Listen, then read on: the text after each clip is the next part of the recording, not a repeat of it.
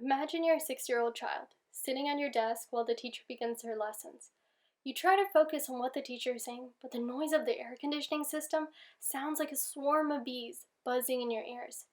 You notice the flickering of the ceiling lights, whispers, and colors that seem to echo and intensify within these walls, and as the chaos around you continues to grow, you feel something building up. Your feet begin to tap nervously, and your body begins to rock. Back and forth, back and forth, the teacher notices and tells you to stop. By now, everyone is staring at you, and what was building up inside is about to explode. You scream. The teacher grabs your arm, drags you out of the classroom, down the hall, and into the room. The scream room. The first time I heard about scream rooms was in a newspaper headline, "Teacher locks 6-year-old with autism in a storage room." I began to uncover the world of seclusion spaces. These small, storage-sized rooms, windowless, and with lockable doors, used as methods of isolation for children who were having emotional breakdowns. These spaces discriminate against students with autism, anxiety, and sensory processing disorders. To give you a small number, the Edmonton Public School Board released a report stating that they have used seclusion spaces 716 times in a single month.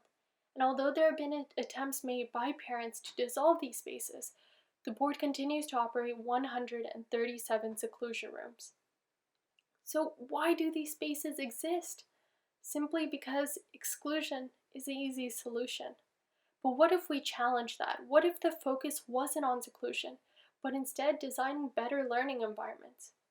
My research re-examines the architecture of a classroom. I'm collaborating with occupational therapists, teachers, and autism specialists to design a classroom that incorporates sensory integrative design. By sensory integration, I'm talking about the study of colors, sounds, nature, spatial characteristics, and how they influence our emotions.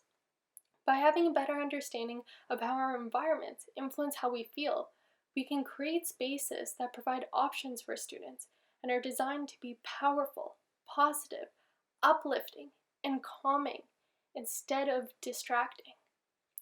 My research works at developing guidelines and principles for architects to ensure that the spaces we create are not only physically accessible, but are sensory inclusive to those with cognitive impairments.